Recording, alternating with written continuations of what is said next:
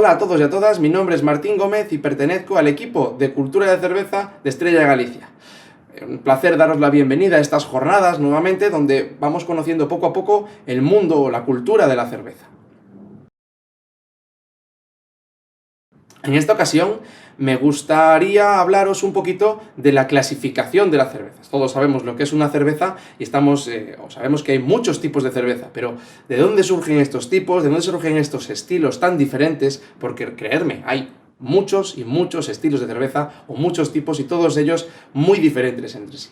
Entonces, ¿cómo podemos clasificarlo? ¿Cómo se establecen criterios con los que conseguimos clasificar estos estilos? Bien, de manera general, podemos establecer unos criterios basados en una serie de pautas, ¿no?, de las cuales yo señalaría 4 que son las más importantes a mi parecer. Tenemos los parámetros cualitativos y cuantitativos, digo, que se pueden contabilizar o se pueden medir, ¿no?, y también se pueden, digamos, percibir. Es lo que percibimos con los sentidos y lo que podemos medir y dar un valor concreto. Por ejemplo, me refiero, por daros un ejemplo concreto, al color, al amargor, al alcohol, es decir, cosas que podemos ver o que podemos medir, que establecen las características que al final realmente son las que normalmente utilizamos a la hora de clasificar las cervezas de manera general, ¿no? La cerveza negra, o la cerveza muy amarga, o la cerveza... en fin, es una manera de las más sencillas y que más comúnmente utilizamos. Luego también podemos clasificar por tipo de fermentación. Los tipos de fermentación es el pilar básico de la clasificación de cervezas, es una manera muy sencilla de empezar a clasificar la cerveza y entender con una base sólida cómo se clasifican o de dónde vienen los matices o esos estilos, ¿no? Es una manera muy práctica de empezar a ordenar la clasificación.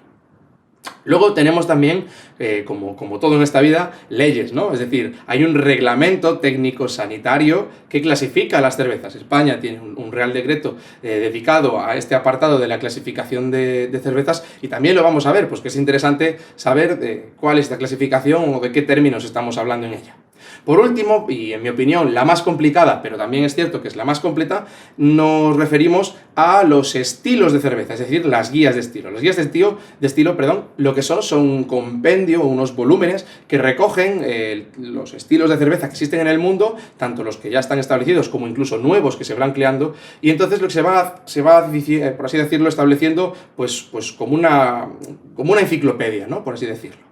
Esta enciclopedia además es, digamos, complicado, se complica cada vez más porque diferentes estilos se van creando todos los años. Bueno, en todos los años pudiera haber estilos que se sumen, no se suman todos, se suman según ciertos criterios, pero lo que recoge un estilo de cerveza, luego veremos en profundidad, digamos que pueden ser incluso, o casi siempre son incluso, características de esas otras 3 reglamentaciones que hemos visto anteriormente, ¿no?, de esos 3 tipos de clasificación de estilos. Entonces, por ejemplo, por poneros un ejemplo muy rápido, una cerveza, un estilo de cerveza, depende del origen, de la historia, de sus ingredientes, de su proceso de elaboración, del tipo de fermentación, en fin, todas esas características que las hacen diferenciables y únicas a una serie de cervezas que al final, digamos, engloban un estilo concreto bajo el cual podemos agrupar diferentes cervezas de diferentes marcas o diferentes incluso regiones, ¿no?, aunque sea el mismo estilo.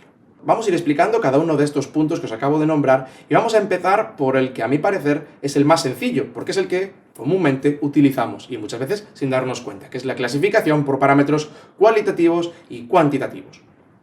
Estos parámetros, como os decía antes, se pueden medir, incluso se pueden percibir, y los utilizamos a veces de manera inconsciente para referirnos a propiedades o cualidades que encontramos en estas cervezas. Por poneros el primer ejemplo, el color. Estoy seguro que todos habéis utilizado alguna vez un adjetivo de color para describir una cerveza. A mí me gusta la cerveza rubia, o a mí me gusta la cerveza negra, por poneros unos ejemplos, ¿no? Esta clasificación por color se puede establecer y llevar al amplio sentido de la palabra del mundo cervecero. De esa manera podemos establecer una serie de rangos que, digamos, englobamos en 3 grandes grupos, que son las cervezas rubias o pálidas, ¿no?, o las ámbar o tostadas, y también tenemos las oscuras o negras. Por poneros unos ejemplos rápidos de dónde o qué cervezas tipo estarían en estas franjas, pues tendríamos una Estrella Galicia Especial en la primera franja de rubias, pero ya casi incluso rozando el tostado, como podéis ver en esta franja de color. Luego también tendríamos la 1906 y la Red Vintage, que estarían ubicadas en la franja de tostadas, ¿no? Son unas cervezas tostadas, ya tienen una presencia más de color, un color más intenso. Y luego tendríamos ya la Black Coupage, ¿vale?, que estaría sin duda en el grupo de las cervezas oscuras. ¿Pero de dónde vienen los colores? Bueno, pues el color de las cervezas procede o proviene de la malta de cebada. La malta de cebada, con diferentes grados de tueste, al utilizarlos en diferentes proporciones, otorgan diferentes grados de color a nuestras cervezas. Si nosotros utilizamos mucha malta tostada, obtendremos una cerveza pues muy oscura.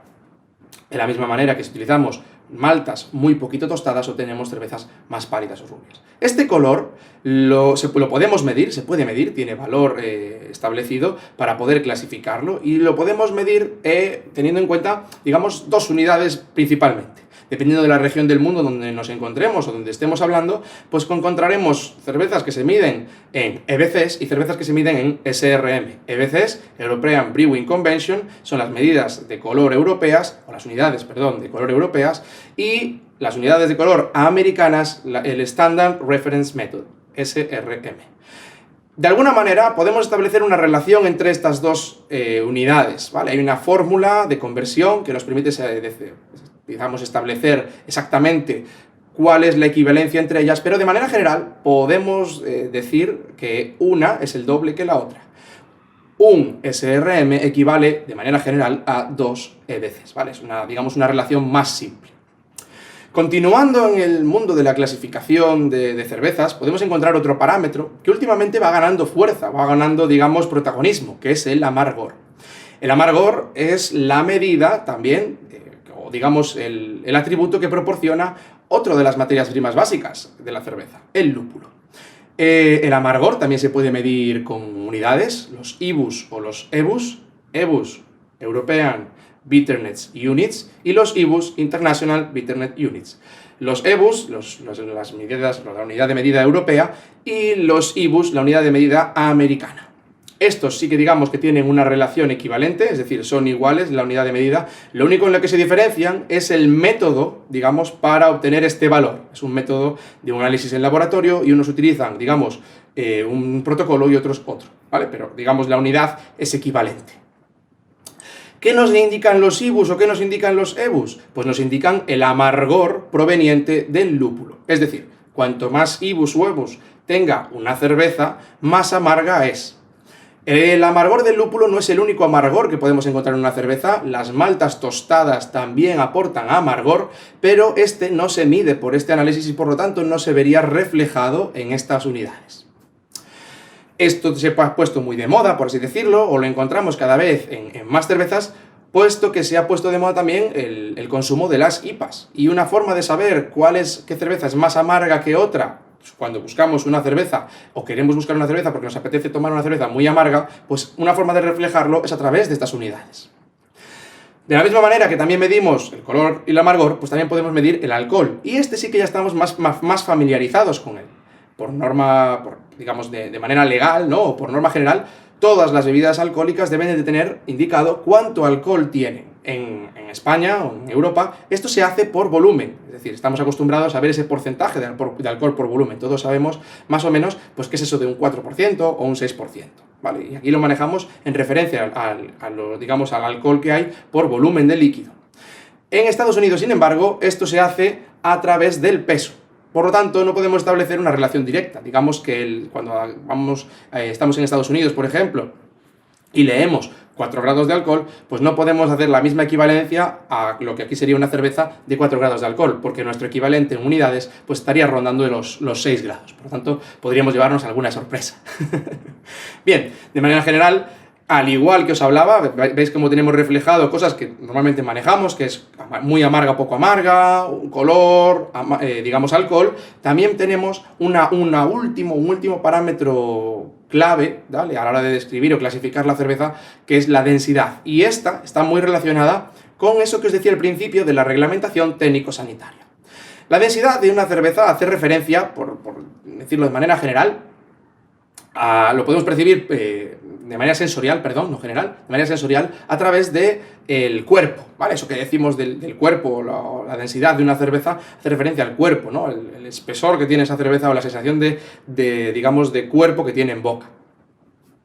Además, hay una serie de definiciones o digamos, de criterios para después establecer una clasificación cervecera, ¿vale? Una clasificación cervecera que, como os digo, nos ayuda a la clasificación por, digamos, el reglamento técnico-sanitario. Que esto sería la densidad la gravedad original, perdón, y el extracto seco primitivo. El extracto seco primitivo es una unidad ESP que se mide en grados, es una medida que se mide en grados Plato y hace referencia a los gramos de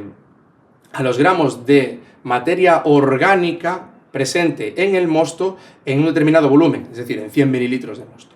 ¿Vale? Esto nos da una idea original de cuán fermentable va a ser ese mosto. ¿Vale? También tenemos la gravedad original, que resulta de comparar la densidad de nuestro mosto con la densidad del agua, ¿vale? Que siempre establece esa densidad, digamos, estándar en 1.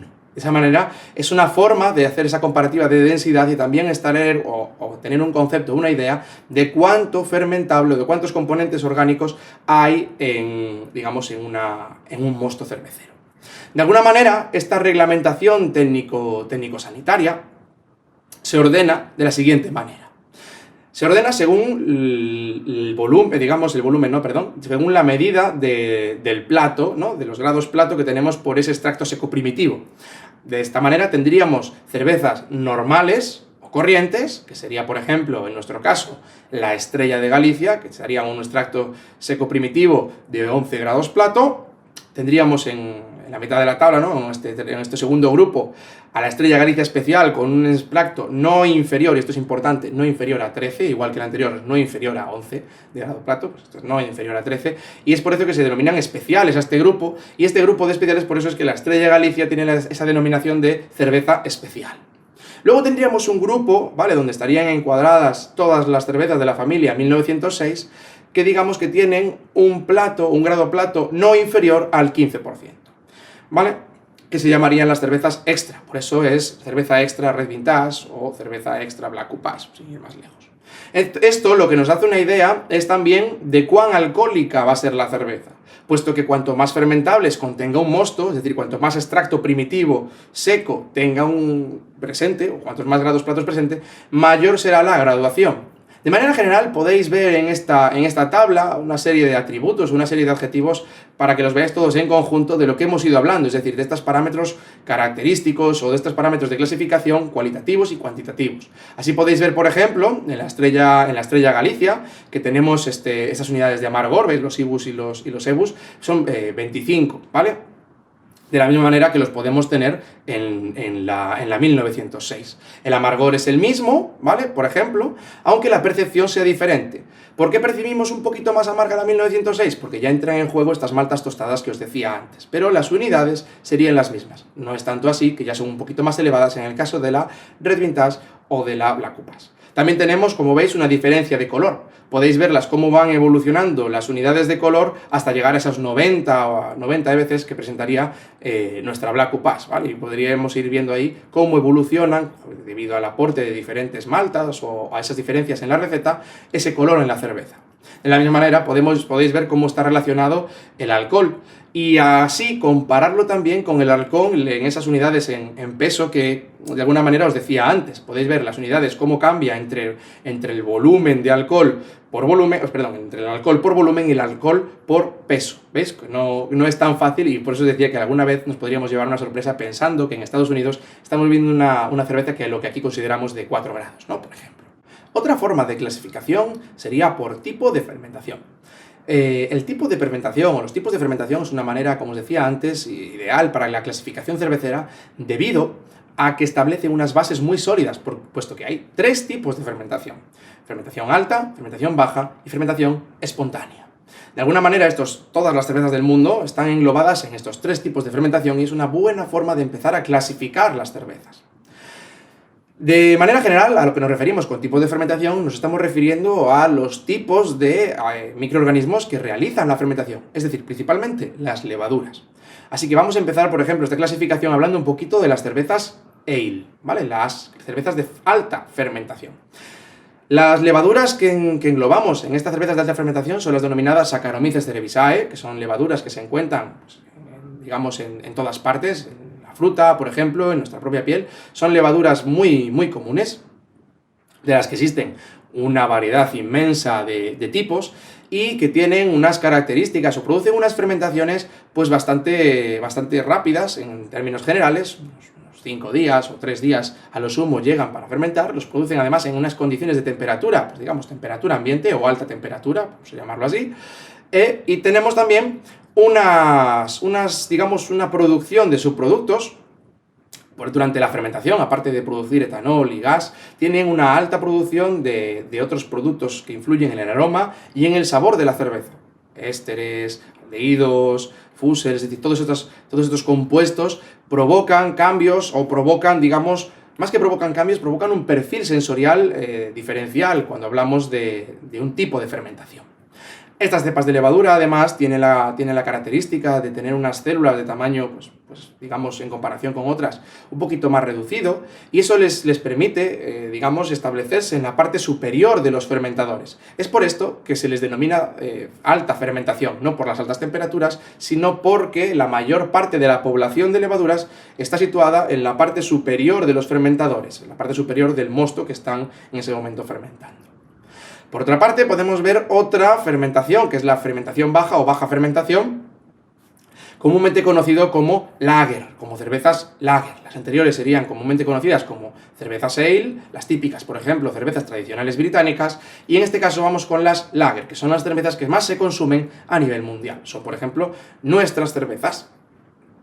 Las características de estas fermentaciones, lo primero, hablar de las células o cepas de levadura implicadas, que son las llamadas Saccharomyces uvarum o Saccharomyces pastorianus, o también conocida como Saccharomyces calvergensis, que son, estos tres nombres hacen referencia a la misma cepa o variedad de levaduras, y son conocidas como levaduras de baja fermentación. Ocurre la fermentación a bajas temperaturas, por debajo de los 15 grados, incluso llegando hasta 8 grados, y son fermentaciones un poquito más lentas. Debido a estas bajas temperaturas, la actividad también es un poquito más lenta. La producción de subproductos aromáticos, así como en la ale se favorecía o era más abundante, aquí no lo es tanto. Son cepas de levadura que permiten expresar mejor los atributos sensoriales provenientes de los lúpulos o de las maltas. De alguna manera, estas cepas o estas células de levadura son un poquito más grandes y además tienen la característica particular de que tienden a asociarse entre ellas y de esa manera, digamos que pesan más en conjunto y tienden a estar, en vez de en la parte superior, en la parte inferior de los fermentadores, ¿vale? No significa que esté solo allí, sino que la mayor concentración de ellas está en la parte inferior. Por eso se les denomina fermentación baja o baja fermentación, porque se acumula en la parte inferior de los fermentadores. Bien. Por último tendríamos las fermentaciones espontáneas, ¿vale? Que esto es un grupo ya, digamos, más reducido de cervezas, pero no por ello menos importante. Estas cervezas, la característica es que ya no hablamos del género Saccharomyces, hablamos de otros tipos de géneros, como Brettanomyces o Lambicus. Son cepas de levadura o géneros o especies de levadura muy particulares, con unos subproductos, unos sabores muy particulares, y estas fermentaciones además ocurren casi siempre en relación o en simbiosis con bacterias, que también contribuyen al perfil sensorial de estas cervezas. Estas cepas de levadura se les denomina comúnmente o de manera general también como levaduras salvajes, puesto que, como su propio nombre indica, la fermentación espontánea no se inocula, o en la fermentación espontánea, perdón, no se inocula levadura como en las otras dos, sino lo que se hace es dejar que un mosto, digamos, sea colonizado por levaduras salvajes presentes en el ambiente. Y de esa manera, pues hay unas fermentaciones con unos sabores y unos aromas totalmente o radicalmente diferentes a las otras dos. Por poneros un ejemplo, suelen ser cervezas con un perfil ácido o con un perfil agrio, ¿vale? No desagradable, pero sí diferente, que no tienen los otros dos tipos de cerveza.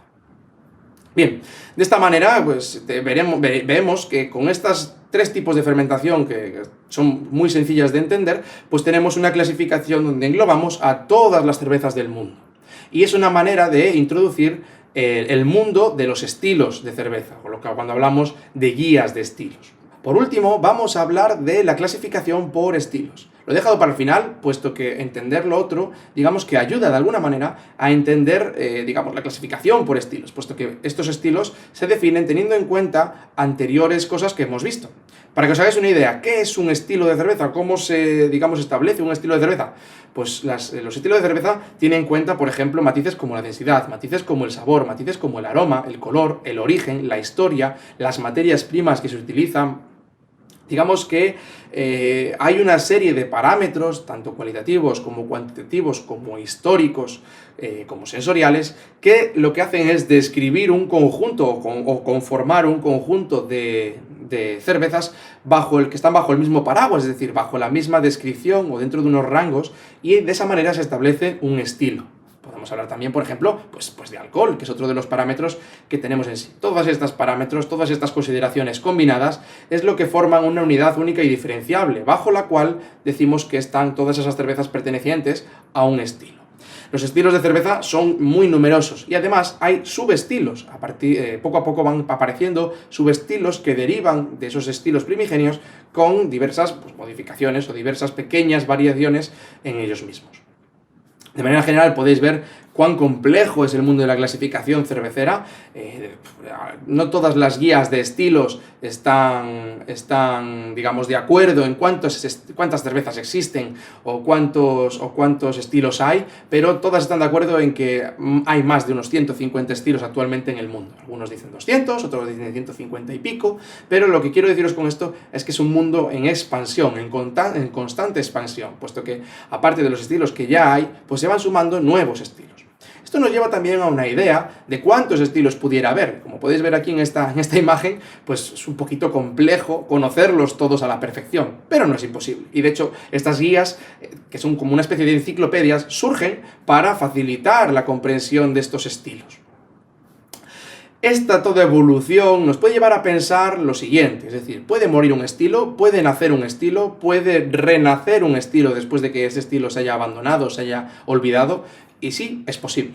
Os pongo pues un ejemplo muy claro, por ejemplo, el estilo de Porter, ¿vale? No sé qué conoceréis. Este estilo Porter, de cervezas que son más bien unas cervezas oscuras, con digamos, un cuerpo ya un poquito considerable, ¿vale? Estas cervezas muy típicas de la región del Reino Unido en época de Revolución Industrial o incluso pre-Revolución Industrial, pues tuvieron o gozaron de una fama considerable. Un estilo nace a partir de que se llama Stout, que este ya sí que seguro que os suena más que Porter, ¿vale?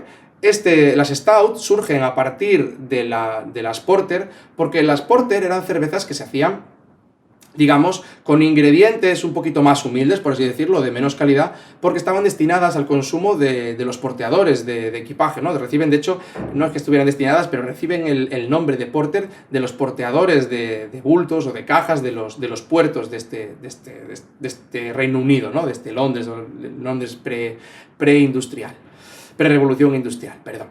Entonces, estas Stout, digamos que se hicieron con el afán de ser más fuertes, de hecho la palabra stout significa fuerte, y de esta manera empezaron a consumirse más las stout, dejando cada vez más de lado a las porter, hasta tal punto que el estilo porter llegó a desaparecer en favor de este estilo stout, y solo se consumía stout y dejó de consumirse porter. 40 años más tarde, los americanos, buscando referencias y en base a recetas que encontraron, en base a referencias que encontraron en libros o en registros, retomaron ese estilo porter, rehicieron esas recetas, volvieron a incorporar ese estilo y lo recuperaron.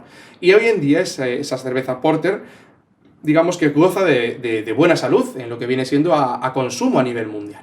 Por lo tanto, como podéis ver, es una cerveza que de alguna manera ha desaparecido y ha vuelto a aparecer. Y esto es lo que hace también complejo a la clasificación por estilos, puesto que de una surgen otras y luego otras y luego otras. No todos los estilos que sean o variaciones que haya conforman un estilo, es decir, no por cambiar un lúpulo ya tengo un estilo nuevo de cerveza, es más complejo que eso, tiene que establecerse como unidad propia, diferenciable, pero es una manera de que entendamos que este mundo está en constante cambio.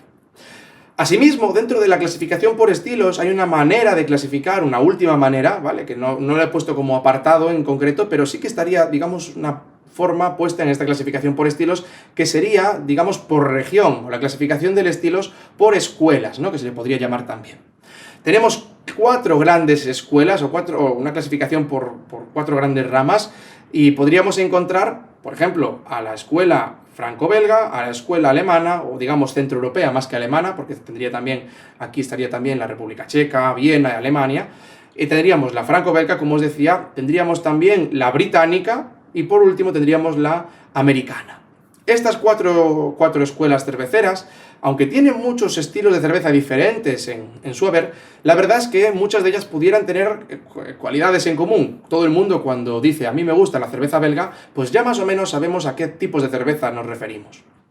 Aún así, hay muchos tipos de cerveza en Bélgica o dentro de la escuela belga, no solo bélgica, sino franco-belga, como os decía antes, y no todos ellos son iguales. Pero sí que es cierto que muchos de ellos comparten características comunes y que de alguna manera podemos entender esa cultura como una escuela en sí misma. Con este repaso que hemos hecho de todas las características que hemos explicado anteriormente, englobándolas en lo que sería la descripción de un estilo, llegamos al final de nuestra sesión de clasificación del mundo cervecero.